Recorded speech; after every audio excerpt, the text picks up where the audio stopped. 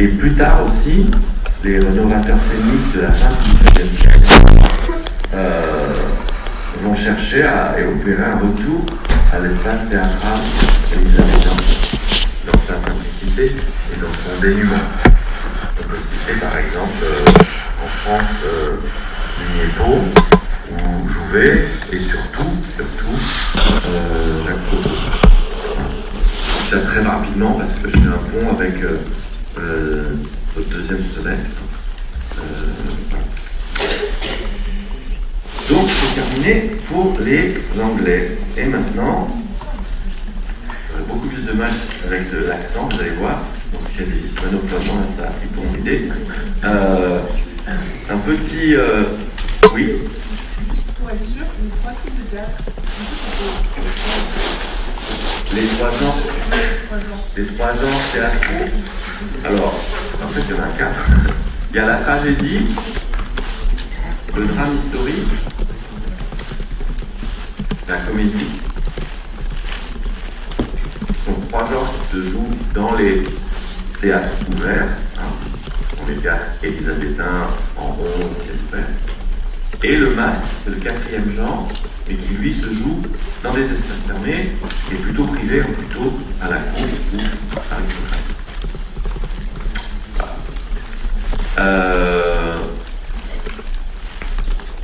Eh bien, hablamos espagnol. Non, c'est pas espagnol. Ça va être la cata. Alors, donc là, j'ai un petit peu changé de titre, j'ai écrit Renaissance et baroque du théâtre espagnol, puisque le théâtre espagnol du siècle d'or dont je vais vous parler est très très baroque dans sa construction. Donc, ce qu'on appelle le siècle d'or espagnol correspond en fait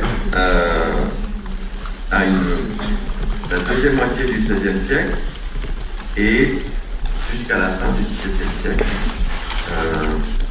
C'est une période qui voit un développement considérable avec des auteurs majeurs.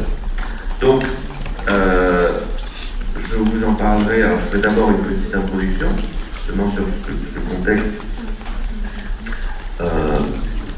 historique.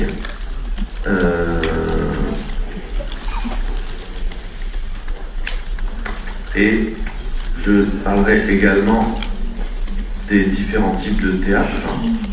On a tendance à opposer le théâtre profane et le théâtre religieux. Et j'évoquerai aussi les conditions de la représentation. Alors,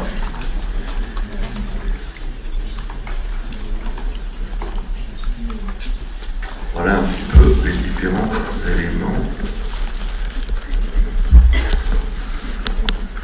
Okay.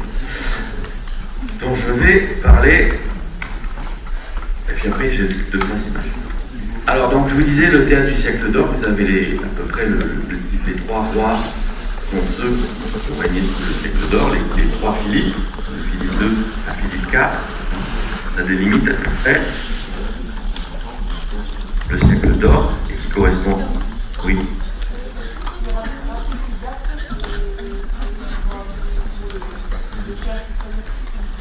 Alors non, mais là ce qu'on appelle le siècle d'or, pour l'instant là je parle là c'est pas les dates du siècle d'or du théâtre, c'est les dates, la périodisation de ce qu'on appelle le siècle d'or. C'est à peu près cette seconde moitié du XVIe siècle jusqu'à la fin du XVIIe siècle. En gros c'est 1550, 1700. Ça, en fait, pour l'Espagne, on parle de siècle d'or, comme pour la France, on parle de grand siècle, où on dit des fois même carrément le siècle de Louis XIV. Et ça correspond à l'apogée en fait du rayonnement et de la puissance espagnole, et bien sûr c'est lié à la découverte des Amériques, à la colonisation espagnole, à l'exploitation de l'or, etc., etc. Voilà. Et c'est une période où le théâtre se développe considérablement. Et où il y a plusieurs générations d'auteurs très importants, majeurs, comme Lope de Vega, Castro de Molina, Ruiz de Alarcón ou Calderón de la Barca. Je cela, mais je reviendrai un peu après. C'est un théâtre, ce théâtre est urbain, il se développe dans les villes, comme en Angleterre et en France. Et contrairement à ce qui se passe en Italie, par exemple, ça n'est pas du tout un théâtre aristocratique, un divertissement de cour, mais un divertissement populaire, très apprécié du public, d'un large et vaste public. Tout le monde va au théâtre, il y a des représentations tous les jours, et donc il y a une production énorme pour satisfaire les besoins du public. Pendant le siècle d'or, ont été écrits plus de 30 000 comédias. Désolé pour l'accent, vous allez voir, comédia, c'est pas comédie, hein, c'est pièce, forme de pièce. C'est plus large que la comédie, c'est pas particulièrement comédie. Donc 30 000, c'est énorme. Hein. Alors, plus on avance dans cette période, en fait, plus quand même le théâtre, les élites sociales vont prendre la place dans ce public et les places seront de plus en plus chères. On divise généralement cette période en trois époques. Hein. Une époque alors là je parle plus du siècle d'or, mais du théâtre du siècle d'or. Donc une première phase qui est celle où la forme majeure du théâtre espagnol de l'époque, qui s'appelle la comédia, va prendre forme. Ça, c'est entre 1585 et 1610. Donc la mise l'apparition, la stabilisation de la comédia, avec comme lieu Madrid, Séville ou Valence. Ensuite, un premier grand épanouissement de la production de comédias entre 1610 et 1635. Là, c'est l'époque où prospèrent des auteurs comme Lope de Vega, comme Tirso de Molina, ou comme Luis de Alarcón. Et puis après, la troisième phase est liée au règne, si on peut dire, enfin, à la prépondérance de Calderón de la Barca, entre 1635 et 1680. Donc c'est Calderón et les autres auteurs qui sont autour de lui. Oui. Est-ce que vous pouvez répéter ce que c'est la deuxième phase? Alors c'est 1610-1635. C'est le premier épanouissement, hein, la première grande période. Simplement, c'est celle où produisent Lope de Vega, Tirso de Molina et Alarcón. Et voilà. Bon, c'est un peu schématique, hein, mais ça permet de donner des cas. Alors Calderón, dans la troisième phase, c'est l'auteur préféré de Philippe IV, le dernier roi de la période, hein, qui lui commande de nombreuses pièces pour la cour, et c'est l'auteur des pièces les plus célèbres, et celles qu'on joue le plus en France d'ailleurs, de la période, en particulier La vie est un songe, que j'aurais dû mettre dans la liste, La vida es sueño, et qui est très souvent, La vie est un songe, c'est l'histoire d'un héros qui s'appelle Sigismond et qui est élevé dans la sauvagerie.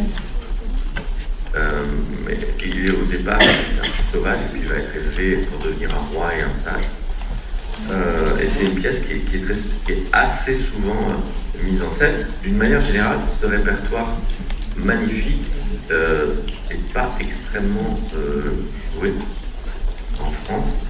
Il a eu une influence très importante sur le XVIIe siècle français.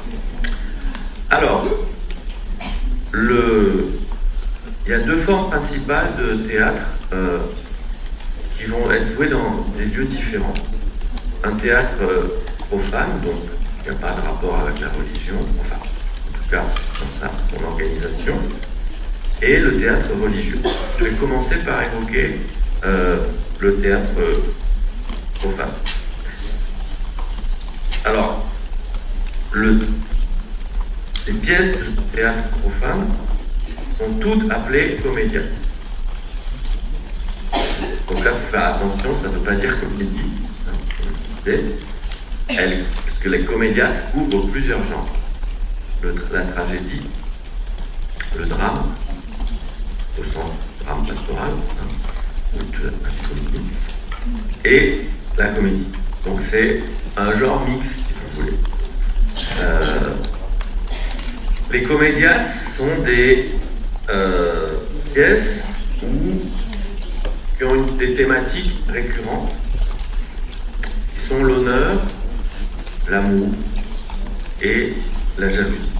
Ça, c'est les thèmes principaux. Et c'est des pièces qui sont centrées autour d'un idéal héroïque. Elles reposent sur des personnages types qu'on retrouve de manière régulière. Je sais que je prononce très très mal. Il y a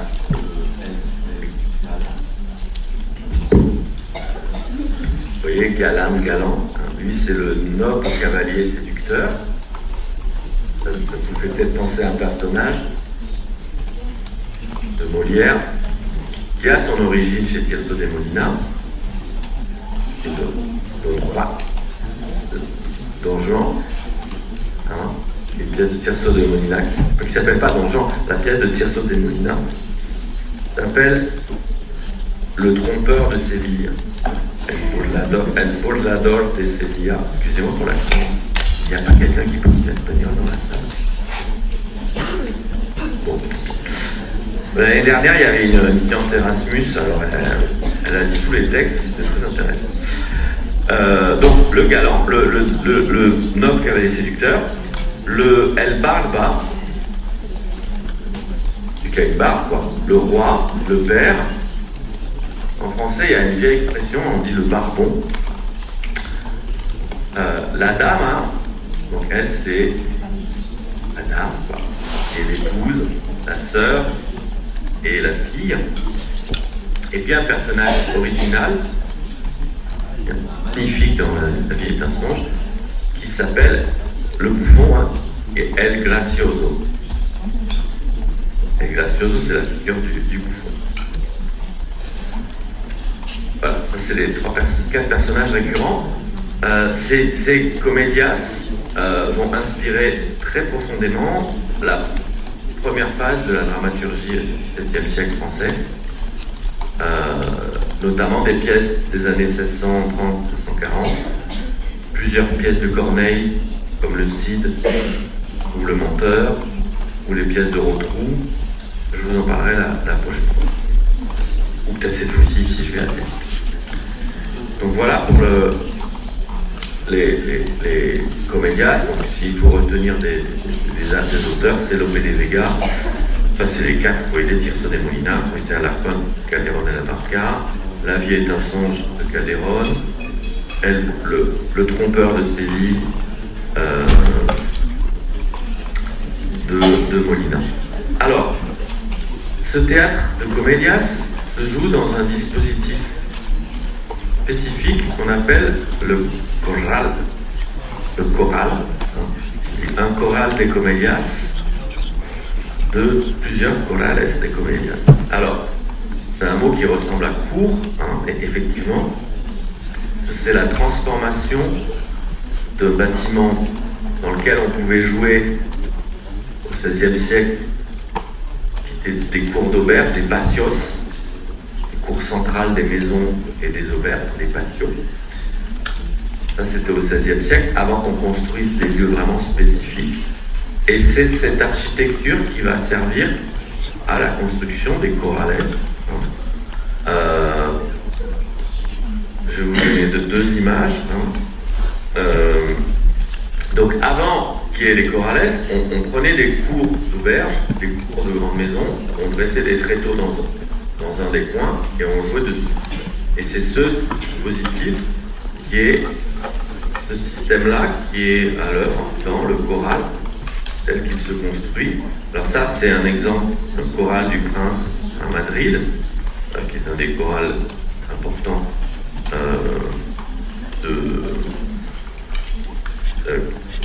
créé en 1582, hein, et ensuite il y a celui d'Almagro qui est conservé, qu'on peut visiter, pour vous commenter la manière dont ça fonctionne.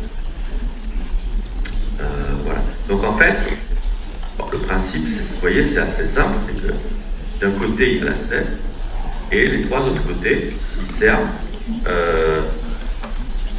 de galerie pour le public, hein, pour le public aisé. Alors ici vous avez des galeries, des loges grillagées, ici des galeries ouvertes, hein, ici ce ne sont que des galeries, et le reste du public, le public moins riche, est debout dans le parterre, comme ici. Vous voyez, c'est intéressant, c'est pas très loin du théâtre élisabétain, mais en même temps c'est pas en rond, et il n'y a pas d'intégration de trois côtés du public. Donc ces chorales des comédias, ils commencent à Madrid avec le premier qui est construit, qui est le choral de la Cruz, le choral de la Croix, de 1574. Et vous avez ensuite le choral du Prince del Principe, 1582. Ensuite, dans les années qui suivent, beaucoup de grandes villes vont avoir leur propre chorale, hein, entre 1584 et 1595. On peut citer Valence, Séville, Valladolid, Saragosse, Tolède, Almagro, vous allez voir l'image. Hein. En général, les villes ont un ou deux chorales, et on peut effectivement visiter certains qu'on a déconservés, qu'on peut retrouver. Donc, si on prend celui d'Almagro, on voit un petit peu comment ça fonctionne. Donc, vous avez une cour parterre, un parterre en forme de cour, qui est comprise entre deux corps de bâtiment. Donc sur la longueur, vous avez des gradins latéraux qui peuvent être surmontés de fenêtres grillagées, ce qui permet de cacher les dates. Au fond, donc de l'autre côté, et on ne la voit pas ici, la une qu'on appelle la cazuela. Hein, au fond, il y a une tribune avec des gradins. Et bien sûr, comme au théâtre élisabétain, il y a une distinction selon les catégories sociales. Hein. Les spectateurs privilégiés sont dans les gradins où ils se cachent derrière les fenêtres, et les femmes du commun, les femmes de masse, dans les gradins, hein, dans la cazuela au fond, la tribune du fond, et les hommes, ils sont dans le parterre à ciel ouvert.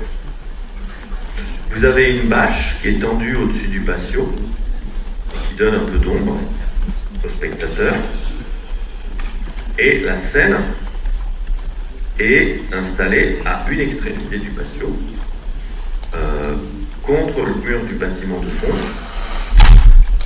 En général, elle fait 7 mètres sur 4, et le plateau s'appuie à une façade scénique qui a 2 étages. Donc elle est surmontée donc d'une galerie avec des baies. Là on voit bien, 1, 2, 3.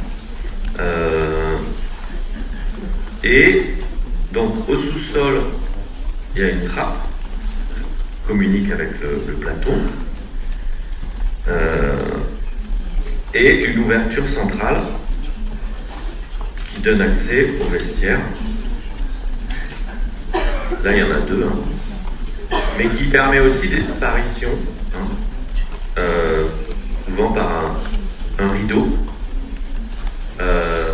d'apparitions un peu surnaturelles, pour lesquelles on a un mot qui est les apparientia. L'ensemble de ce plateau est surmonté par une petite toiture en surplomb qui la protège.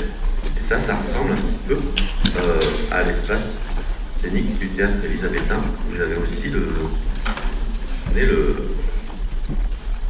toit qui surplombe une partie du plateau.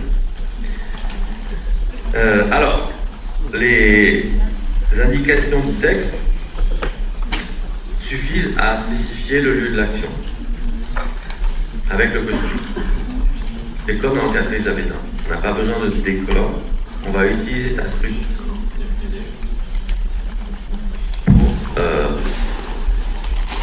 pour représenter les différents lieux du texte. Donc le plateau va représenter, sans effet d'illusion visuelle, aussi bien une chambre, une forêt, une rue, le balcon, la galerie, premier étage, va pouvoir représenter un rempart, une colline, un balcon, et la trappe va servir pour le cachot, pour une scène de prison, dans ce répertoire, pour l'enfer, ou pour les cavernes. C'est très simple, le haut, le milieu, le sol, le bas. Les didascalies des textes mentionnent des effets sonores et musicaux variés, et la machinerie se réduit à l'emploi d'une grue amovible qui s'appelle la ramoya. Et ça permet de faire arriver un envoyé divin, quelconque, un ange.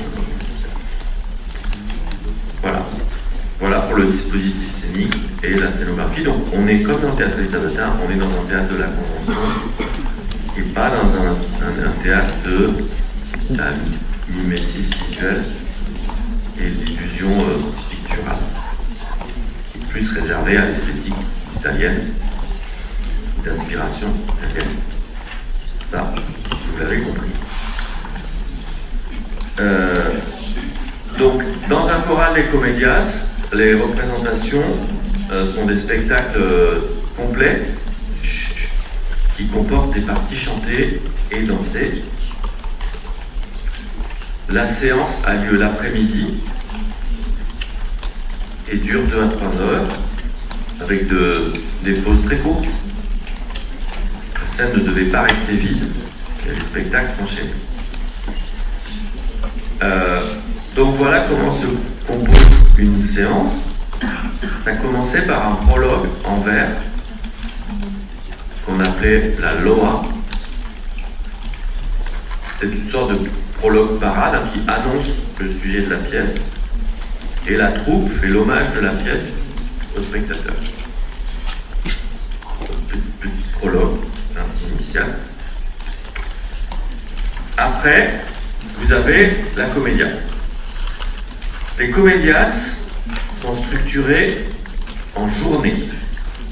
L'unité de la comédia, c'est la journée, et une comédia comporte 3 journées.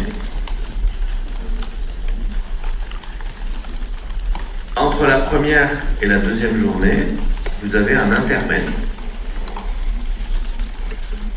intitulé, pardon, le mot espagnol c'est intremed. Et entre la deuxième et la troisième journée, vous avez un ballet chanté et dansé. Baile. Voilà. Donc c'est simple, Loa, première journée, intermède, deuxième journée, ballet, troisième journée. Et à la fin, après le dénouement, vous avez une petite mascarade en vers, très court, et les comédiens saluent l'auditoire. et ses pieds. Donc, je viens de mentionner les comédiens. Les compagnies sont organisées donc en troupes. Au début de la période, sous le règne de Philippe II, il s'agit de troupes ambulantes qui se déplacent d'une ville à l'autre et qui grossissent, qui s'étoffent. À la fin du XVIe siècle, les troupes comportent en général 15 acteurs. Ce sont des troupes mixtes, donc, et il y a aussi des enfants, donc on a des acteurs, des actrices, et des enfants, des jeunes acteurs. Ça distingue jusqu'à Isabelle. Vous vous souvenez, est uniquement joué par acteurs hommes. En 1603, on trouve 8 troupes permanentes engagées par contrat et qui bénéficient d'une reconnaissance royale, privilège comme on dit à l'époque. On les appelle les Compañías de Título, elles sont reconnues par un titre. Donc il y en a 8 en 1603, compagnie permanente, et en 1615, donc 12 ans après, vous en avez 12. Ça montre, ça fait un quart de plus. Les animateurs des compagnies sont appelés les autores, un autor. C'est eux qui détiennent le pouvoir théâtral, ces puissants autors. Ils sont les rouages de ce système. Il ne faut pas confondre justement auteur avec auteur au sens de écrivain, parce que c'est pas toujours, l'écrivain n'est pas toujours l'auteur. Et le poète, donc le dramaturge, l'écrivain, renonce d'ailleurs à ses droits dès qu'il cède le texte à l'auteur et au comédien. L'écrivain est lié au comédien par un contrat. Et la pièce appartient à l'auteur, qui est directeur de troupe, metteur en scène, régisseur, et qui même adapte les pièces. Donc voilà pour l'organisation du théâtre profane.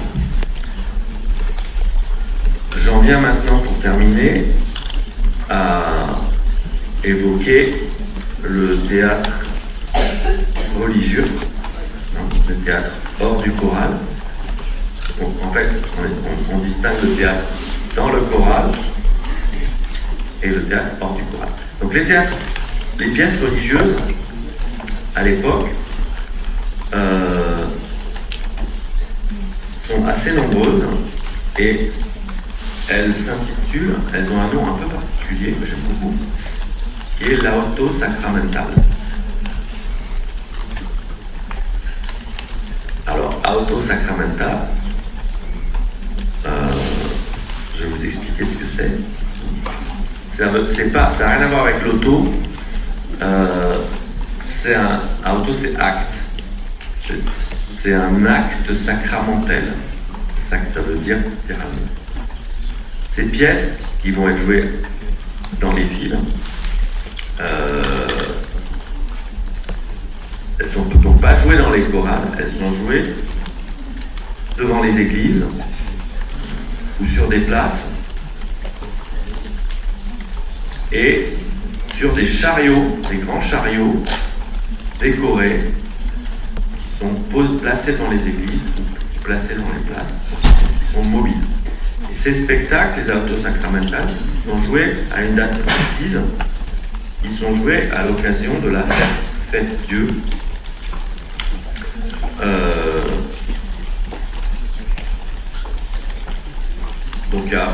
Donc c'est vraiment un moment unique et c'est un spectacle qui a une vocation religieuse très forte. La fête Dieu est liée à l'institution de l'Eucharistie, c'est le moment où on communie, vous savez, qui est le climax de la liturgie religieuse catholique.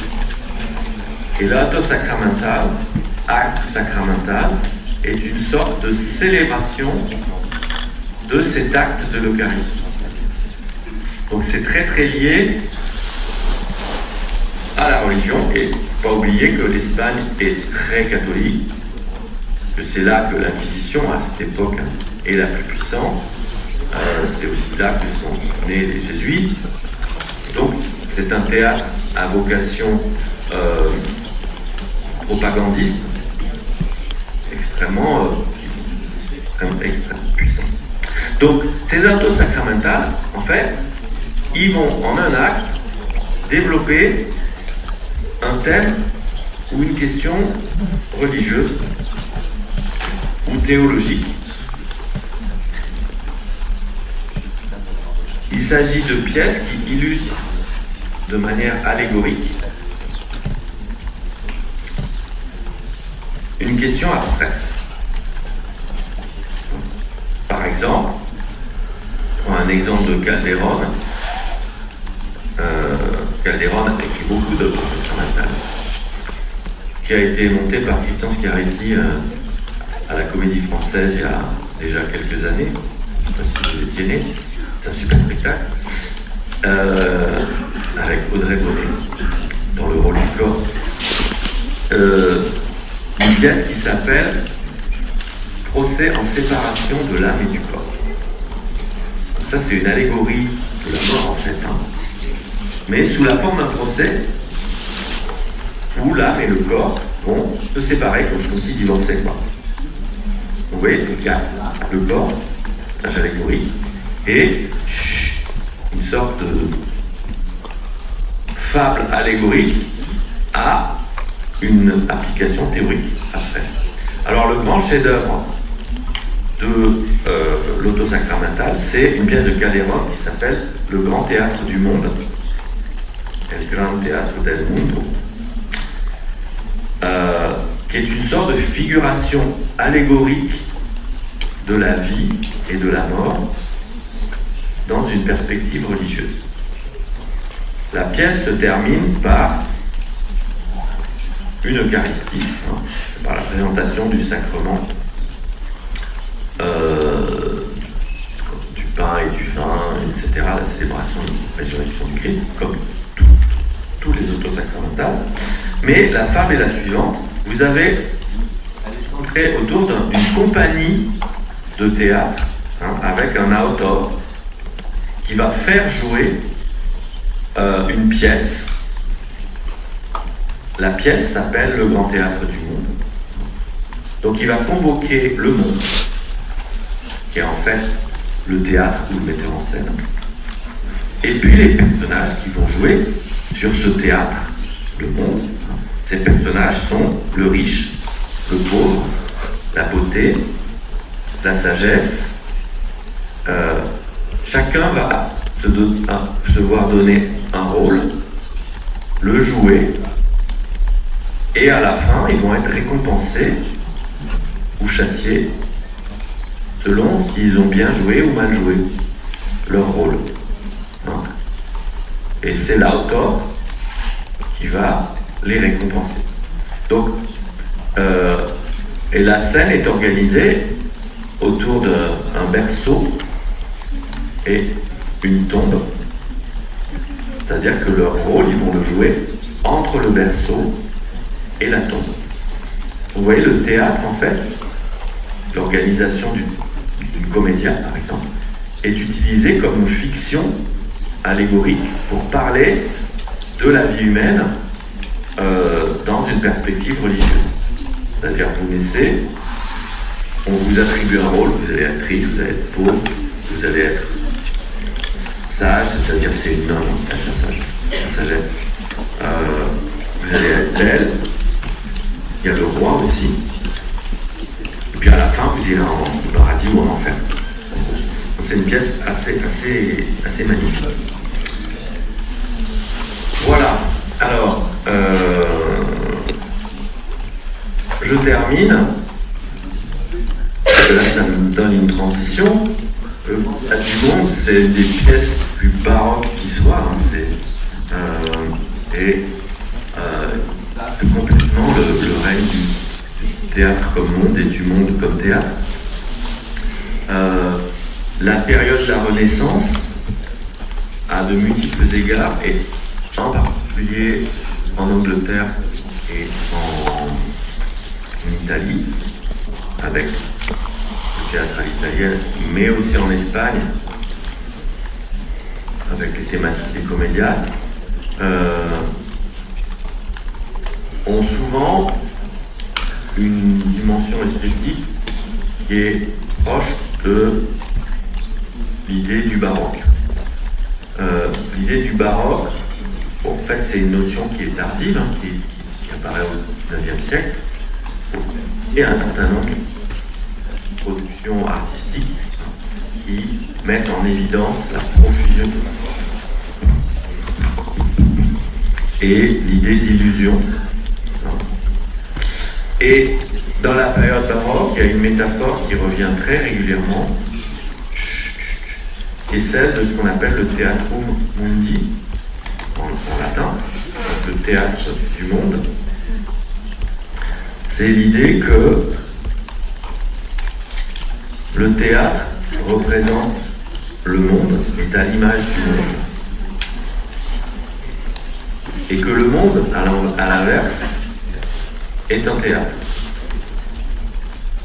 Ce sont des métaphores qui fonctionnent bien dans les théâtres de la Convention, que sont le théâtre élisabétain et le théâtre espagnol.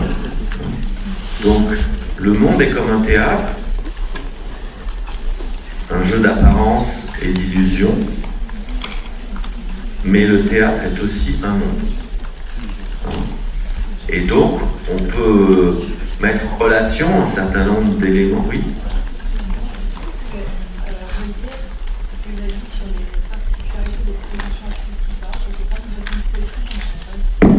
Alors, oui, vous avez qu'à taper baroque sur non pas baroque, sur Wikipédia. Non, ben, ça va être long. Je vais faire rapidos. Au départ, l'idée c'est qu'il y a une irrégularité. C'est que c'est pas des formes qui sont cadrées, normées, qui rentrent pas dans un moule. Au contraire, développent à l'infini.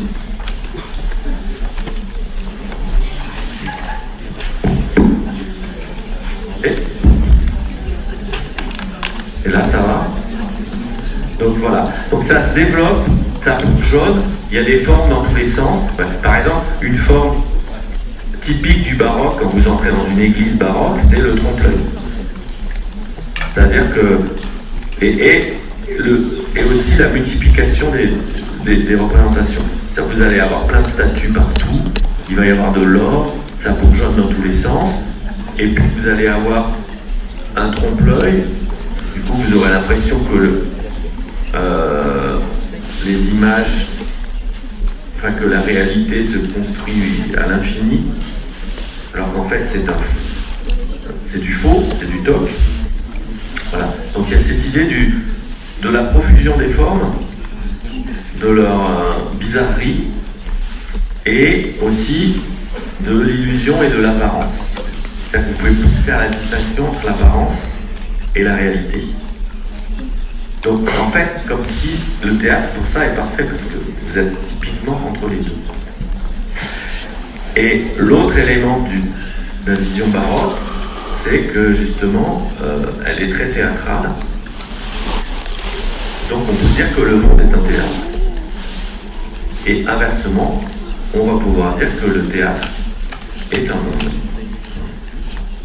C'est ce qu'on trouve la devise du théâtre du Globe. Vous savez ce que c'était? C'était le monde entier joue la comédie. C'était ce qui était écrit sur le drapeau du théâtre. En anglais, ça se dit totus mundus Et c'était pas Dante. Non, c'est ça. Totus mundus agit Israël, c'est-à-dire le monde entier joue la comédie. Et ça, vous avez reconnu aussi un vers célèbre de Shakespeare, dans Comme il vous plaira. Vous connaissez la phrase? Tac. C'est écrit derrière. Le monde entier est un théâtre. Hein? Vous savez comment c'est en anglais, hein? All the world's a stage. Dans le texte de Comme il vous plaira, il s'agit de parler des 7 âges de l'homme depuis bébé jusqu'à très très vieux. Mais vous pouvez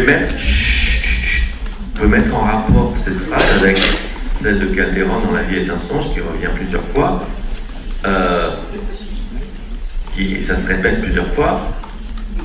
Toute la vie est un songe.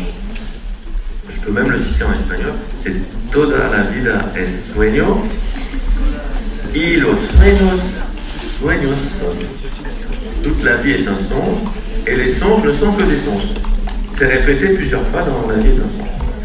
Et le grand théâtre du monde, vous avez bien compris, je vous recommande vraiment la lecture de cette magnifique pièce,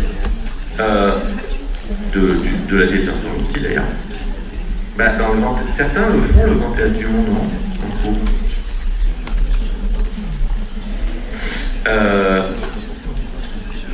Dans le grand théâtre du monde, vous avez compris que le monde est un théâtre.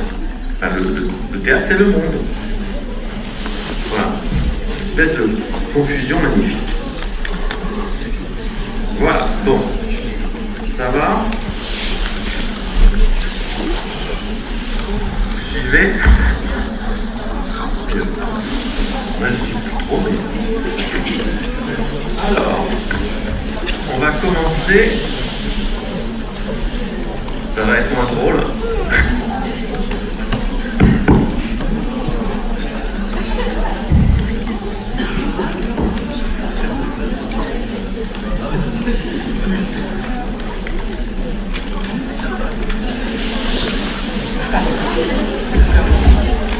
Alors, on va revenir à chez nous et je vais commencer à vous parler du théâtre français du XVIIe siècle. Donc on quitte la Renaissance et on arrive à ce qu'on va appeler l'âge classique. Donc il y aura 4 points. Le premier sera consacré au développement du théâtre en France, qui est très important à cette période, qui est sans précédent et qui fonde des rapports entre le théâtre et l'État qu'on connaît encore aujourd'hui. Le deuxième point sera consacré à l'élaboration du modèle dramaturgique du théâtre du XVIIe siècle, notamment fondé sur l'application d'Aristote. C'est l'élaboration qui a été progressive. Je ferai un petit point de ce qu'on appelle le classicisme au théâtre et dans les arts. Et puis, je ne ferai pas tout ça aujourd'hui.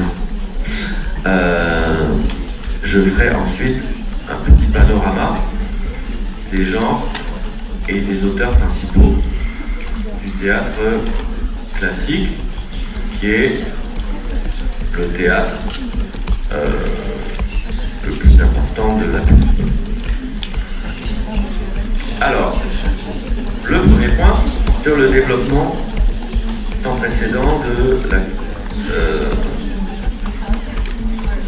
du théâtre. Ce développement, il a plusieurs dimensions.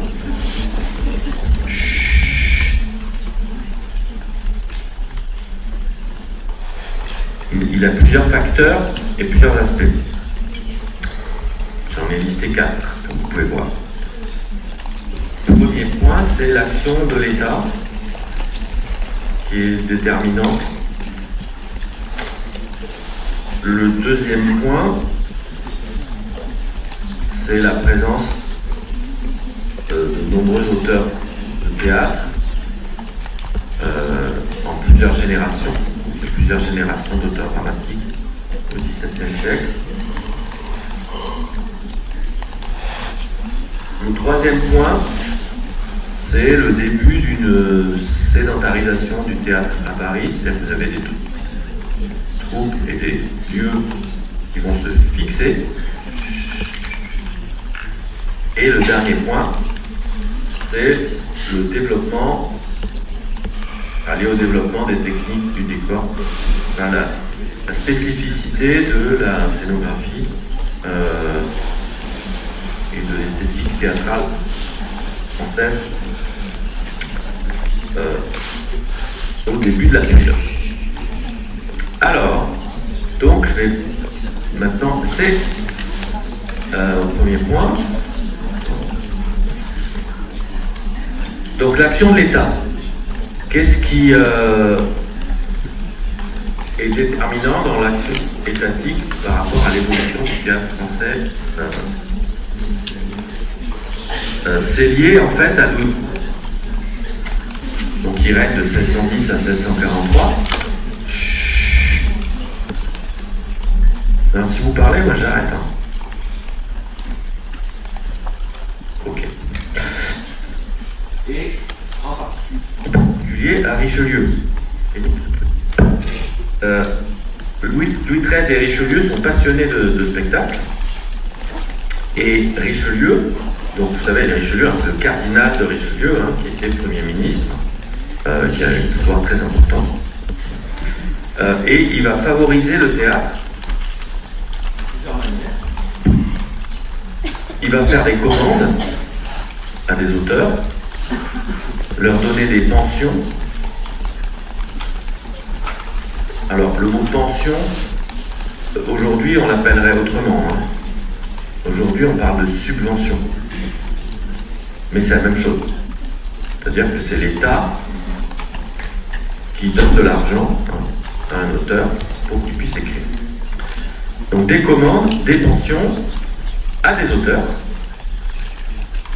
à des troupes de comédiens,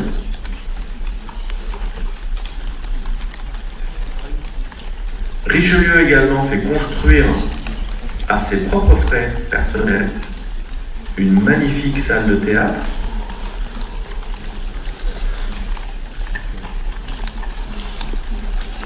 et également il va défendre les auteurs de théâtre contre les attaques de l'Église alors qu'il est cardinal. Il appartient à l'Église, il défend. Puisque une des difficultés très fortes de l'art théâtral, c'est l'opposition de l'Église. En échange de cette défense du théâtre, il va exiger une moralisation de l'art théâtral et des comédiens. Et il va aussi encourager une forme d'excellence dans la production dramatique, avec une sorte d'élitisme en fait. Et cette excellence va se traduire par un ensemble de règles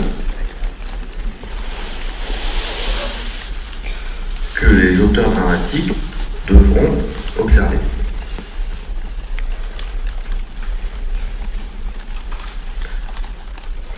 Donc ça c'est important, parce que vous savez, parce qu'on va parler plus, je pense, la prochaine fois, que il y a des règles.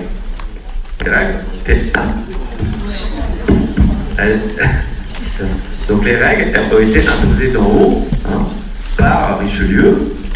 Et bon, je vous défends contre les attaques de l'Église, mais je moralise le théâtre et je le rends excellent. Et pour qu'il soit excellent, il faut qu'il obéisse à des règles d'excellence, etc., etc. Et donc, une sorte de mécénat d'État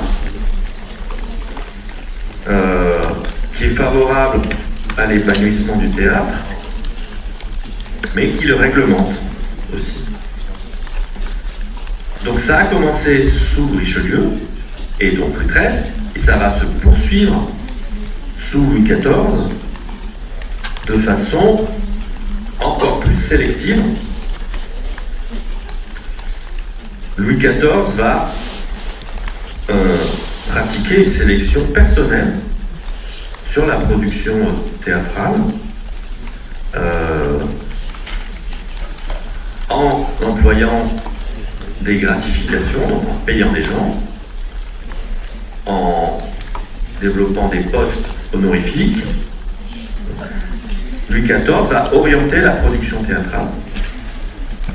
Mais Louis XIV oriente aussi la production artistique en général, puisque il oriente la production littéraire, la production des beaux-arts et plus largement toute la culture qu'on appelle la culture aujourd'hui, la culture française. Il va faire aller vers un idéal esthétique qu'on appellera l'idéal classique, un idéal de majesté, de célébration de l'ordre monarchique, d'équilibre, de grandeur et de magnificence. Il y a un mot du XVIIe siècle qui définit bien tout ça, c'est la pompe. Quelque chose de pompeux. Pompeux, c'est mal vu aujourd'hui, c'est péjoratif, mais la pompe, c'est cette espèce de brillance, gloire, équilibre, bon goût, etc. Donc voilà, influence de Richelieu, de Louis XIV, de la monarchie, donc qui favorise énormément la production artistique et théâtrale, mais qui la sélectionne et qui la réglemente. Ça, c'était le premier point. Le deuxième point, qui est aussi une conséquence, c'est le fait qu'on a des auteurs dramatiques en nombre et qui vont se succéder par génération. C'est assez logique. À la Renaissance, il y a des auteurs de théâtre. Je fais un peu l'impasse sur la Renaissance théâtrale en France, mais elle est important. Même si les dramaturges sont surtout des écrivains, ils ne sont pas beaucoup joués. Mais il y a des grands auteurs de tragédie comme Robert Garnier ou Jodelle qui est aussi des comédies. Ça, c'est à la Renaissance. Et puis, fin du XVe siècle, du XVIe siècle, au début du XVIIe, on a des auteurs qu'on pourrait qualifier de baroques, comme Alexandre Hardy,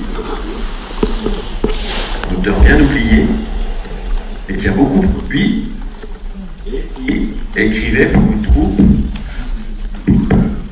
pour la troupe de Vallerand-le-Comte. Et puis les auteurs qui sont nés avec le XVIIe siècle. Alors les auteurs nés au début du siècle sont... Il y en a un qui est très connu, puisque c'est Pierre Corneille, 706-784. Mais il y en a d'autres qui sont moins connus aujourd'hui, mais qui sont très importants, comme Jean Rotrou, comme Georges Scudéry, ou Méret. Rotrou, Scudéry, Méret, tous les trois nés au début du siècle. Donc ces auteurs vont, dans les années 1620 et 1630, s'illustrer dans le genre en vogue au début du siècle, qui est la tragicomédie. Alors ça, c'est le point que je vais développer un petit peu maintenant. C'est un genre qui n'est pas classique et qui va disparaître avec le classicisme un peu plus tard. Donc, au début du XVIIe siècle, le genre qui fait fureur, c'est la tragicomédie. Vous vous souvenez que c'est un genre qui est né en Italie, sous le nom de pastoral. Donc ce genre dominant va être progressivement évincé dans les années 1740 par la tragédie. Et cette éviction se fera au nom des règles classiques. Quelles sont les caractéristiques de la tragicomédie? Donc la tragicomédie, est-ce que certains d'entre vous ont lu l'illusion comique de Corneille? Voilà, c'est un bon exemple de tragicomédie. Donc, l'illusion comique, c'est une tragédie à fin heureuse. Ça finit bien. Mais au cours de laquelle le héros connaît des épreuves et des souffrances extrêmes. Dans l'illusion comique, il est en prison par exemple. C'est une tragédie, c'est une type de spectacle qui joue du paroxysme, de l'esthétique du paroxysme. Et qui est aussi mixte en termes de personnages, puisque vous avez des personnages de fiction, mais aussi des personnages bas, de conditions bourgeoises. Donc la tragicomédie mélange les langages, elle mélange les univers. Elle est aussi extrêmement dramatique, il y a beaucoup d'actions. Vous avez des péripéties, des aventures, post-morts, des vrais morts, des retournements de situation, également du sang et de la cruauté. On peut mourir sur scène. Je vais citer Dalida. Ne notez pas ça, s'il vous plaît. Donc vous voyez, en fait, dans la tragicomédie, rien n'était a priori de la reprise.